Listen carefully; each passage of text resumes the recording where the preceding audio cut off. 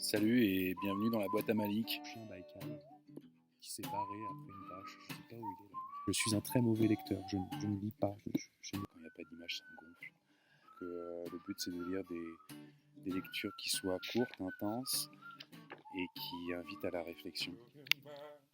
Le prophète de Khalil Gibran. Le Petit Prince. Ces gens que j'aime, que je vois pas forcément tous les jours, et j'aimerais partager avec eux des petits moments de douceur. Asseyez-vous confortablement avec quelqu'un que vous aimez ou juste vous-même. Je vous souhaite de vous aimer. D'ici là, je vous souhaite une belle écoute.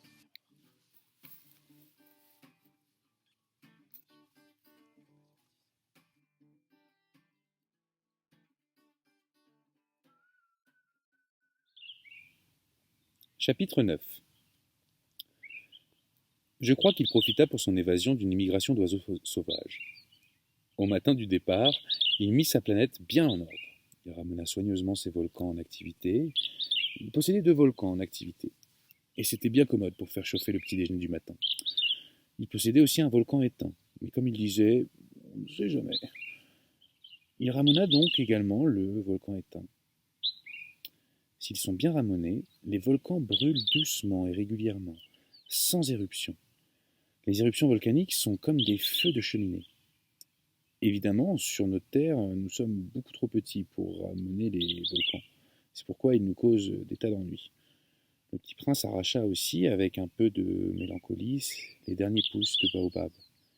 Il croyait ne jamais devoir revenir. Mais tous ses travaux familiers lui parurent ce matin-là extrêmement doux.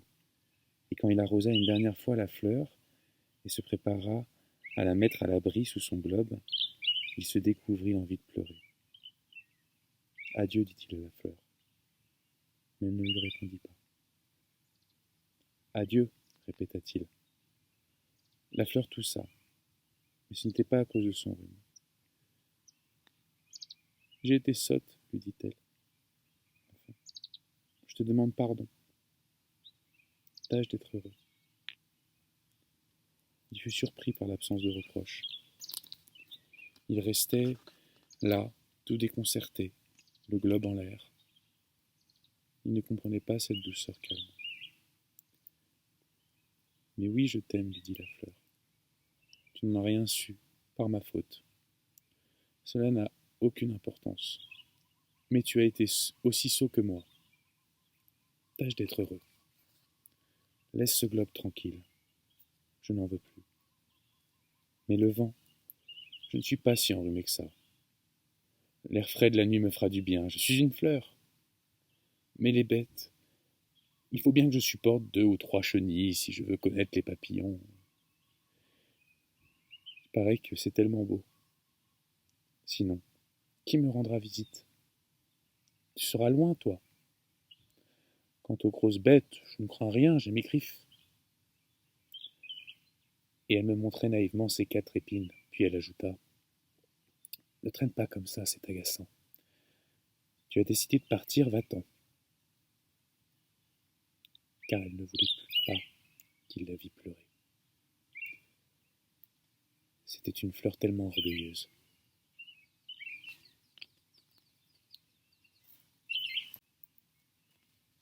Chapitre 10. Il se trouvait dans la région des astéroïdes 325, 326, 327, 328, 329 et 330. Il commença donc par visiter pour y chercher une occupation et pour s'y instruire. Le premier était habité par un roi.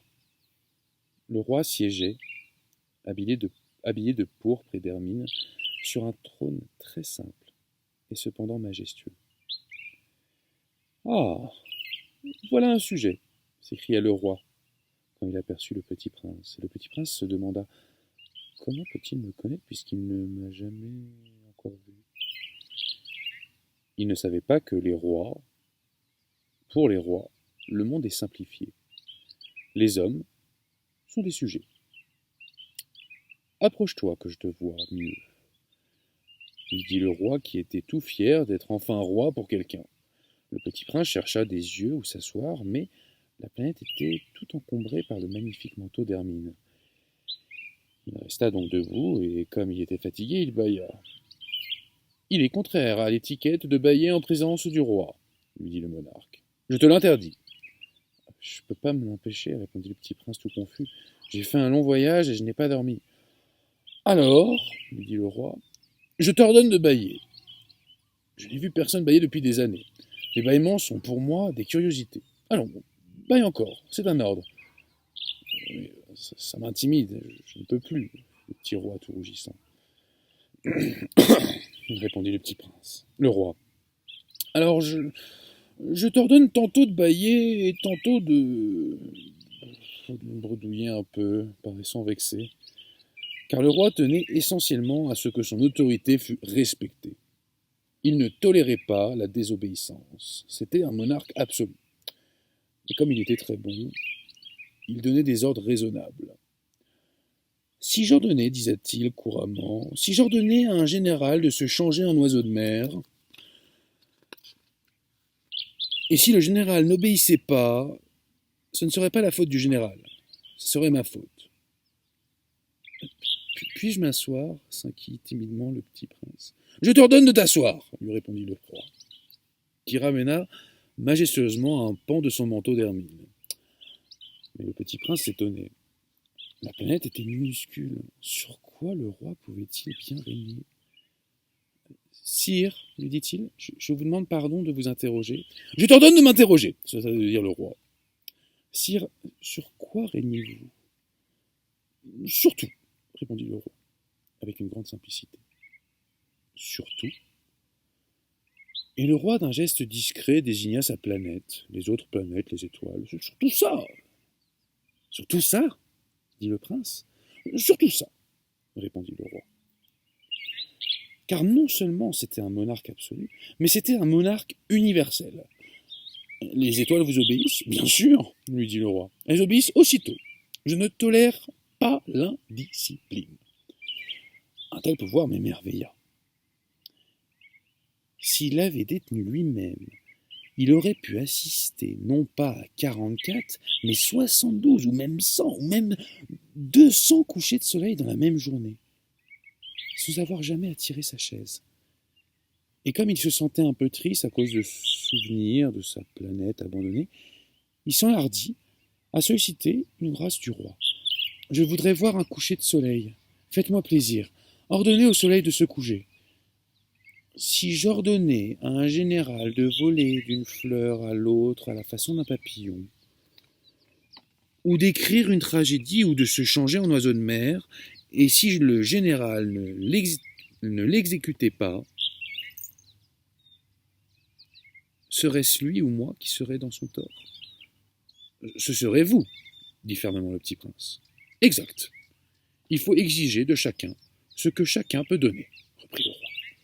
L'autorité repose d'abord sur la raison. Si tu ordonnes à ton peuple d'aller se jeter à la mer, il fera la révolution. J'ai le droit d'exiger l'obéissance parce que mes ordres sont raisonnables. Alors, mon coucher de soleil, rappela le petit prince, qui jamais n'oubliait une question une fois qu'elle avait été posée. Ton coucher de soleil, tu l'auras. Je l'exigerai. Mais j'attendrai, dans ma science de gouvernement, que les conditions soient favorables. Et quand ça sera-t-il, s'informa le petit prince. Ce sera ce soir vers 7h40. Et tu verras comme je suis bien obéi. Le petit prince bâilla. Il regretta son coucher de soleil manqué.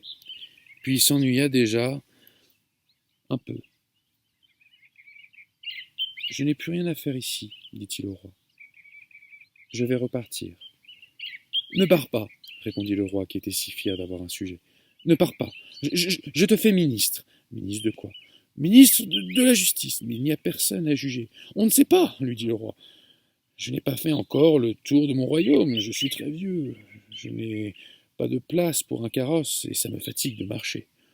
Oh, mais j'ai déjà vu, dit le petit prince qui se pencha pour jeter encore un coup d'œil sur l'autre côté de la planète. Il n'y a personne là-bas non plus. Tu te jugeras donc toi-même, lui dit le roi. C'est plus difficile. Il est bien plus difficile de se juger soi-même que de juger autrui. Si tu réussis à bien te juger, c'est que tu es un véritable sage. Moi, dit le petit prince, je puis me juger moi-même n'importe où, je n'ai pas besoin d'habiter ici. Je crois bien que sur ma planète, il y a quelque part un vieux rat. Je l'entends la nuit. Tu pourras juger ce vieux rat. Tu le condamneras à mort de temps en temps. Ainsi, sa vie dépendra de ta justice. Mais tu le gracieras à chaque fois pour économiser. Il n'y en a qu'un. Moi, répondit le petit prince, je n'aime pas condamner à mort. Et je crois bien que je m'en vais. Non, dit le roi. Mais le petit prince, ayant achevé ses préparatifs, ne voulut point peiner le vieux monarque. Si, votre majesté. Non. Si votre majesté désirait être obéie ponctuellement, elle pourrait me donner un ordre raisonnable.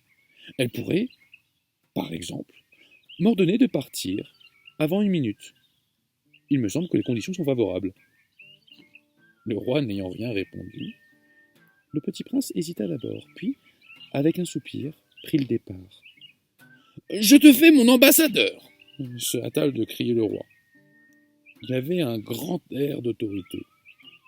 Les grandes personnes sont bien étranges, se dit le petit prince en lui-même, durant son voyage. Voilà les amis, le soleil s'apprête à se coucher et moi je vais rentrer chez moi. Je vous souhaite une très belle soirée, une très belle journée demain. Reste toute case, reste près de ceux que tu aimes. Et nous on se revoit demain pour un nouveau chapitre d'un livre dans la boîte à Malik. À très bientôt.